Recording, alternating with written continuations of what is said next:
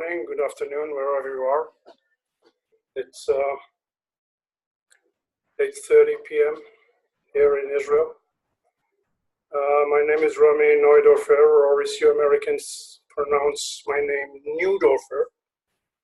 My little brother is a graduate of the Wexner program a few years ago. And in this phase of my life, I'm a Holocaust researcher. In my previous lives, I was a senior army officer responsible for a large project of communication, digital communication. Then I worked for a couple of years in the high-tech industry. And then I realized I have the time and the means to pursue my childhood fiction history.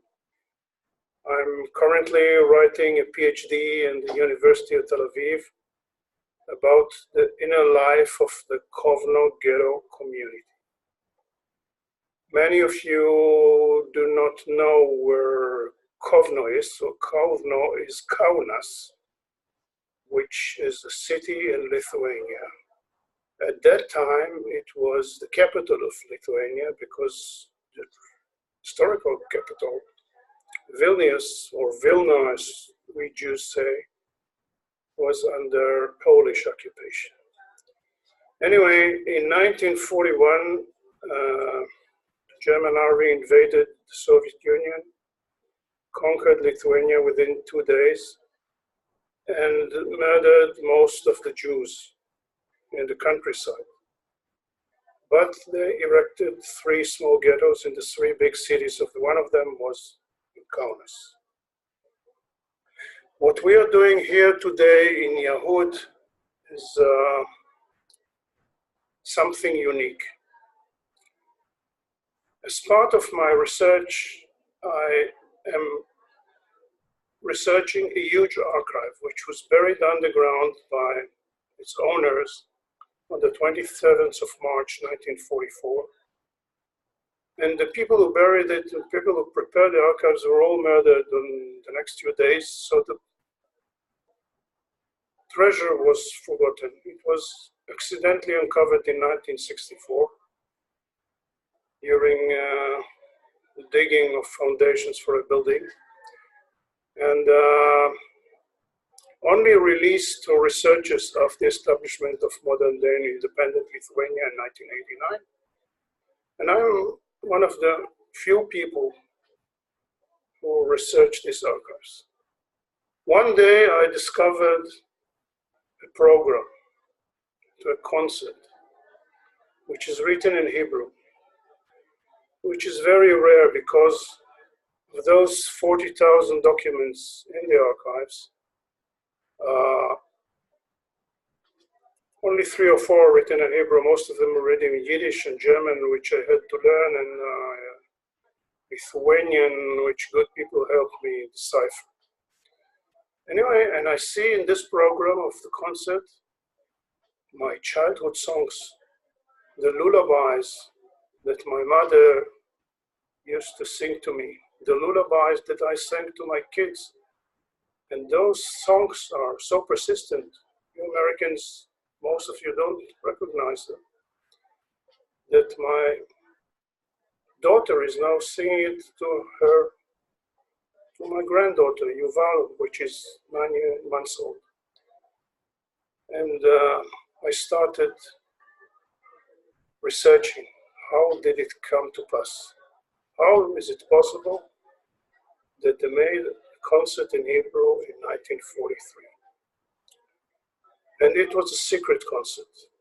The orchestra of the ghetto played 87 concerts. All of them were open, also to music-loving German murderers. But this one was held in secrecy. It was attended by teenagers, youth, members of the illegal Zionist movements in the ghetto.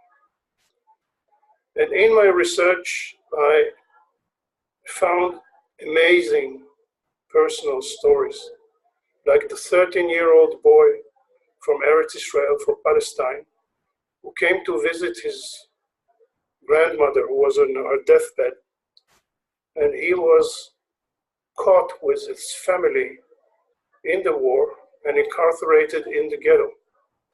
And he was a very talented musician, Wunderkind, as we say in Yiddish. So he became the star of that orchestra, and about a year and a half later, he perished in the flames of the burning ghetto. So then suddenly I woke up, that of mission in life. I want to reenact the concert in Israel, to play the same pieces of music, the same songs, with an Israeli orchestra, with an Israeli 13-year-old wunderkind. As guests, we had the remaining few who are from the ghetto and the families. I located the members of the family of the orchestra, and the president of the chief of our Supreme Court was the honorary guest at a concert. So tonight this concert will be played in Israeli television, but we have so-called a pre-premiere tonight for the Wexners here. But now I want to talk to you about something else, something that is happening in the US right now. A very strange alliance between the granddaughter of a notorious murderer who killed 14,000 Jews in Lithuania and the grandson of his victims, a Jewish lawyer living in Los Angeles. And I'm showing this to you because this is something where you, as members of Jewish communities, possibly leaders of your communities, can help advance the cause of fighting Holocaust denial and distortion. As you may have noticed, in the last few years, nationalism, racism, xenophobia are raising their ugly heads in many places of the world. In order not to offend everyone, I will not mention your country or ours, but I'll talk about Eastern Europe. In places like Lithuania, Estonia, Poland, right-wing governments came to power, and they are trying to minimize the roles, and sometimes the major roles of their people in the crimes committed. So now I want to show you a few slides to explain a short movie which we're going to watch.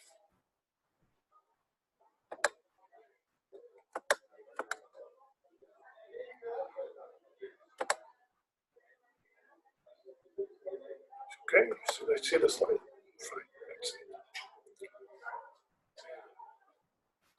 This is Silvia Foti. She's an author, also a history teacher.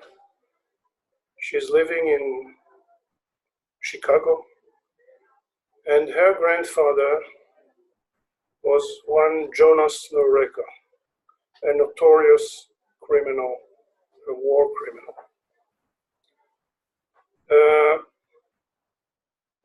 Silvia was asked by her dying mother a few years ago to write a book about the family hero, the grandfather, Jonas Noreika, somebody who is admired, is considered a hero in Lithuania. And she started digging into documents and found out that Jonas Noreika was not a hero, but a criminal.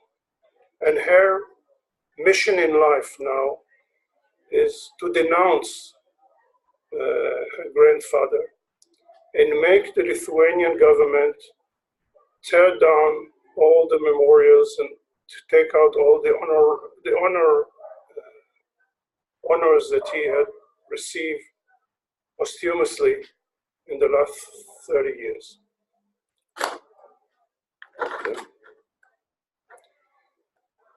This is the petition that was published a few days ago by Silvia.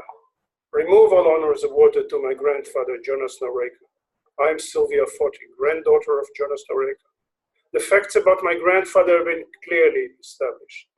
The convoluted gymnastics of the genocide and resistance researcher of Lithuania to deny his culpability is a stain on the nation, on her nation, the Lithuanian nation, an abuse of the memory and dignity of my grandfather's dignity.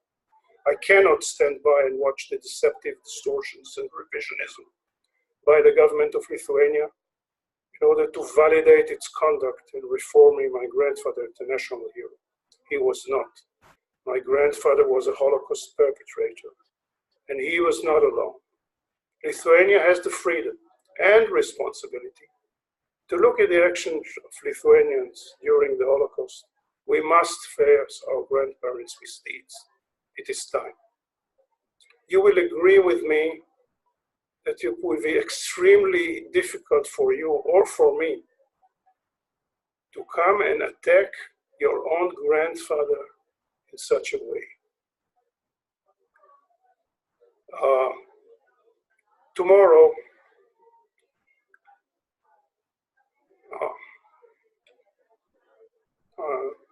the slides here are in the wrong order, so I'll come back to it. Who are the players in this tragedy? Jonas Noreika, he was a nationalist, fighter, and collaborator with the Nazis. His granddaughter Silvia, she lives in Chicago, fights to reveal the answers of crimes. And Grant Gochin, he's a Jewish lawyer and activist from LA, immigrated to the States from Africa, and also serves as an honorary ambassador of the African Union. You know, those shithole countries, as your president calls them. He's an honorary ambassador of the African Union. And they are both fighting against the present right-wing Lithuanian government. Before we watch a short movie, I'll tell you the event that is taking place tomorrow. You see here, the Consulate General of Lithuania. If any of you happens to be in New York City, 3 blocks, was it northeast of the Empire State Building, Rally versus Lithuania, which declares that Jonas Noreika was a hero, while his own granddaughter says he was a Nazi, involved in the killing of men, women, and children during the Holocaust. When? Tomorrow, Holocaust Memorial Day. Where? 425th Avenue. And Rabbi Friedman, you have his email address and his phone number. I got this a few hours ago from Grant Gochin, my American friend.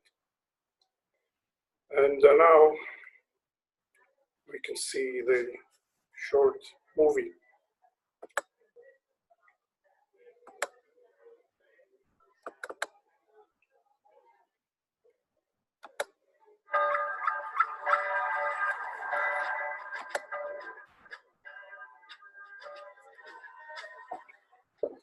In its modern existence, Lithuania only has about 5 decades of actual independence, and it clings to the heroes who tried to keep it that way.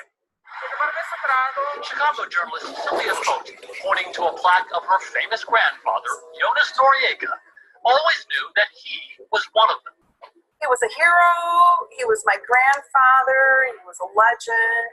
For most of her life, Silvia has been gushing about Noreika, a good-looking, charismatic attorney, a member of the Lithuanian military, nicknamed General Storm. Noreika led rebellions against the Soviet army twice, but during the middle of World War II, the Germans invaded Lithuania, and they allowed Noreika to remain the head of a northern region of the country. The way it came down through history was that he was like a double agent, playing both sides of the fence. He was going to pretend to be helpful to the Germans, but really, in his heart, he's going to be helping Lithuania all along. In 1945, the KGB caught Noreika, threw him in prison, and 2 years later shot him twice in the back of the head. He was 37. Instant martyrdom. And all of this was for the love of Lithuania and Lithuania's freedom. In the decades since, Noreika's name and image have gone up around the country. This is Silvia proudly showing off General Storm Street, and he was awarded the nation's highest posthumous honor. Silvia's family eventually settled in Chicago's Lithuanian neighborhood, and Silvia and her mother planned to write a glowing book about Noreika. But when her mother died suddenly in 2000, Silvia sat down next to her grandmother and promised that she would finish the book on her own. She says, don't write it. Just let history lay. Don't dig around in there. And she was in bed and she just rolls over and faces the wall. I didn't know what to make of it. I had no idea. Later that year, Silvia and her brother were invited to a ceremony in Lithuania where a school was being named for Noreika. But the school's director pulled them aside privately to tell them that he got a lot of grief over honoring Noreika because of what the Jews might say. My heart was beating fast already. I'm like, what could the Jews say about Mike? What could there be? Well, he was accused of killing Jews.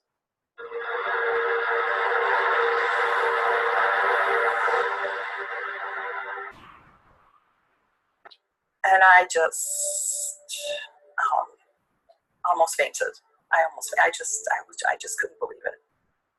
An estimated 212,000 Jews were murdered in Lithuania during World War II, more Holocaust deaths per capita than any other nation. Back in her Chicago church, Silvia's Lithuanian neighbors told her to forget about what she had heard. It was a nasty rumor, they said, just KGB propaganda. But she finally took a deep dive into her grandfather's past on the urging of her professors in a collegiate creative writing course. This is his family. Silvia started digging through all these KGB files and the archives, and with a plaque of Noreika always looking down on her, she found her first clue, a booklet he wrote as a 22-year-old called Raise Your Head, Lithuanian. And it's a rant against Jews. And it's, basically they're ruining us economically. They own everything. They're buying the farms. Let's boycott everything that they do. Don't buy any products from the Jews. And then another document from the archives, signed by her grandfather in the building where a plaque honors him today.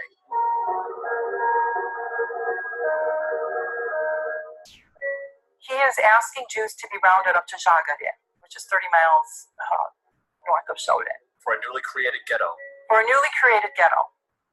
His signature at the bottom.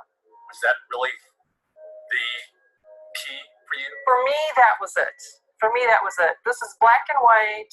His signature. Now I'm upset. Now I'm beginning to believe this.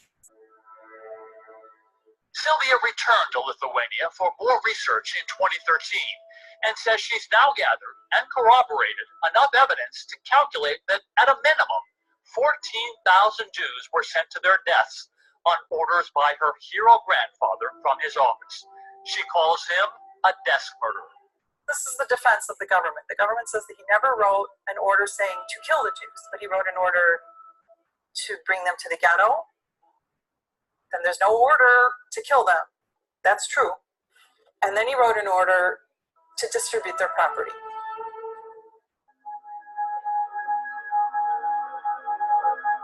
Silvia's grandfather was the perpetrator that slaughtered the majority of my relatives. Los Angeles-based researcher Grant Goshen has been doing his own investigation from an entirely different angle. He's been trying to uncover why his family tree dating back about 7 centuries in Lithuania, suddenly came to a virtual end in 1941. And he's come up with the same name, Noreika. Silvia is an incredibly brave woman. She's standing up against a machine of lies. In the past few years, the chief Nazi hunter for the Simon Wiesenthal Center has been doing his own investigation and writing a book with a Lithuanian woman who uncovered that same dark past about her relatives, just as Silvia did.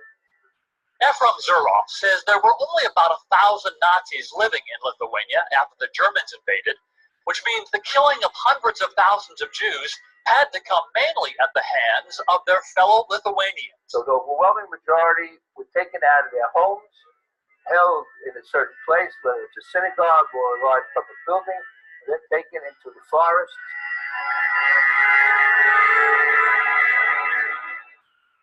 To a place prepared ahead of time. Usually the pits were dug by Soviet prisoners of war or by Jews who've been taken to forced labor.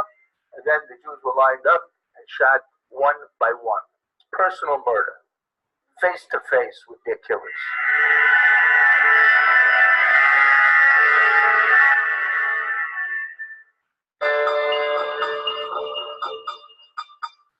And now, with all this evidence, Silvia had to make a conscious decision to write an entirely different book than the one she dreamed about, one that flipped her family history upside down.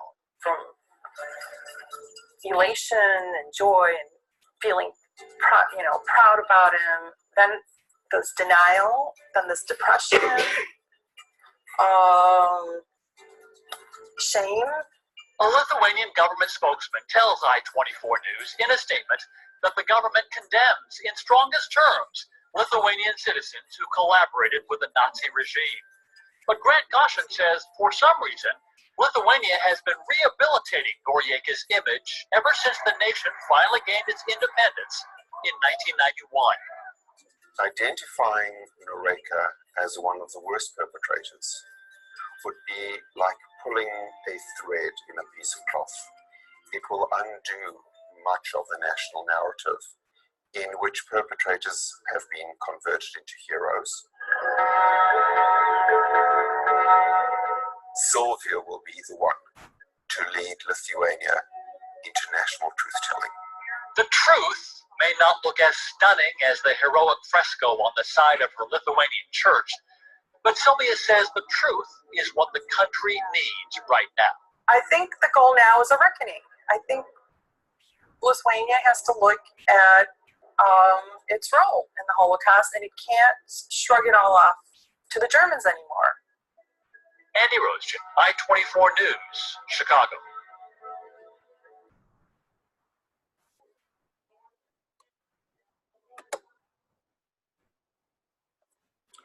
So,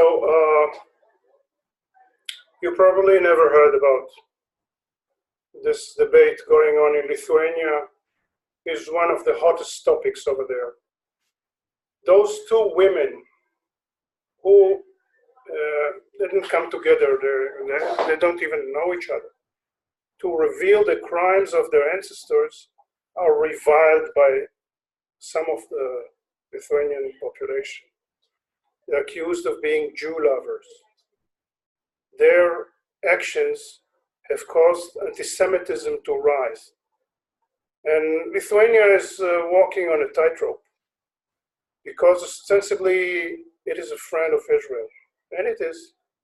And they are collaborating with us, Holocaust researchers, in researching the crimes in Lithuania, but they're trying to distort, to deny, because as Grant correctly said, this undermines the ethos of the nation. For example, the provisional government of Lithuania, which is admired there, was sitting in Berlin up days before the invention, and they got their orders from the SS. Lithuanian government denies it. So what you can do? You can spread the story. Go to Grant Goshen's blog and support him. Find a petition. We will send you a link and sign it. And if you happen to be in Manhattan, go and join the demonstration. Thank you very much and for your attention. Thanks so much.